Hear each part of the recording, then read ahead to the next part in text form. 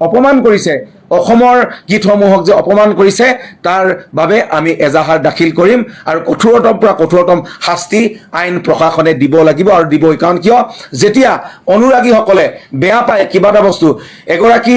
যদি একদম অনুৰাগীয়ে তেখেতৰ যি শিল্পীগৰাকী তেখেতে ভাল পোৱা যি প্ৰাণৰ শিল্পীগৰাকী যদি গীত মাতসমূহক বা সৃষ্টিসমূহক যদি বেলেগ ধৰণে কোনোবাই চুৰ কৰিব কোনোবাই বিকৃতকৰণ কৰিব বা বেলেগ ধৰণে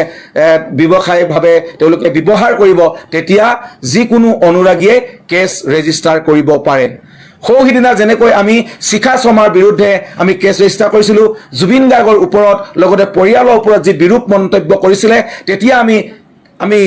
তেখেতক কিন্তু কেছ ৰুজু কৰি আমি কেছ ৰেজিষ্টাৰ কৰি জেল হাজতলৈ প্ৰেৰণ কৰিছোঁ তাৰ উদাহৰণ আছে আমি অনুৰাগী হিচাপে দিছিলোঁ শিল্পী সমাজে দিছিলোঁ সমূহ সচেতন নাগৰিক ৰাইজে দিছিল আৰু ঠিক তেনেকৈ আমি সেইগৰাকী কণ্ঠশিল্পী যিগৰাকী মৰ্মিতা মিত্ৰ বুলি কয় যিগৰাকী মৰ্মিতা মিত্ৰই এই বহুৱালি কৰি আছে অসমীয়া নামত কোনো ধৰণৰ সন্মান নাই কোনো ধৰণৰ স্পৰ্ধা নাই কোনো ধৰণৰ অসমীয়া গীতৰ ওপৰত চৰ্চা নাই কেৱল দুটামান জুবিন গাৰ্গৰ গীত গাই তেখেতে ইমান বা ল'ব খুজিছে আৰু একাংশ কিছু মানুহে ব্যক্তিগতভাৱেও তেনেকুৱা কণ্ঠশিল্পীসকলক উদগনি জগাই আছে পিছফালৰ পৰা সাহস দি আছে সেইসকলকো সকীয়াই দিছোঁ আপোনালোকো সাৱধান হ'ব কোনো ৰেহাই নাযায় জুবিন গাৰ্গৰ লগত খেলা কৰিলে কোনো হাৰি যাব নোৱাৰে এয়া চিধা কথা স্পষ্ট কথা আৰু এইখিনি কথা আজি স্পষ্টভাৱে আপোনালোকৰ আগত ঘোষণা কৰিছোঁ যে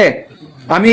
জুবিন গাৰ্গৰ গীতসমূহক যাতে কোনো বিকৃতিকৰণ নকৰে আৰু বাকী কণ্ঠশিল্পীসকলক কৈছোঁ বা গায়ক গায়িকাসকলক কৈছোঁ যিসকলে জুবিন গাৰ্গৰ গীত ভালদৰে গাব নাজানে বা শুদ্ধ ৰূপত উপস্থাপন কৰিব নাজানে তেওঁলোকে অনুষ্ঠান কৰাৰ পৰা বিৰত থাকক এটলিষ্ট সেই মানুহজনক আমি জীয়াই থাকোঁতে কি সন্মান দিব পাৰিলোঁ নাজানো মৃত্যুৰ পিছত আজি কায়িকভাৱে আমাৰ মাজত সেই মহান শিল্পীগৰাকী নাই আমি তেখেতক সন্মান কৰা অধিকাৰ আমাৰ কাৰো নাই সেইকাৰণে গীতসমূহ শুদ্ধ ৰূপত আপোনালোকে পৰ্যবেক্ষণ কৰক ধুনীয়াকৈ প্ৰশিক্ষণ লওক আৰু গীতসমূহ আপোনালোকে উপস্থাপন কৰক অকলে মৰ্মিতা মিত্ৰটো এই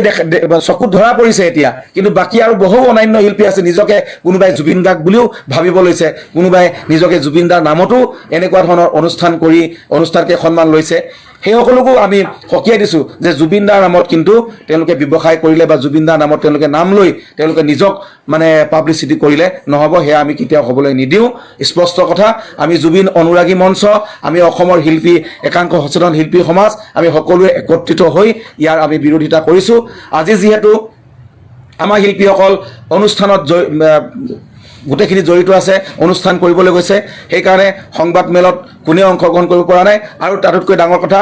আমাৰ একাংশ শিল্পী সমাজ আছে যিয়ে ভাবে যে আমি যদি কোনোবা আহ্বায়ক সমিতিৰ বিৰুদ্ধে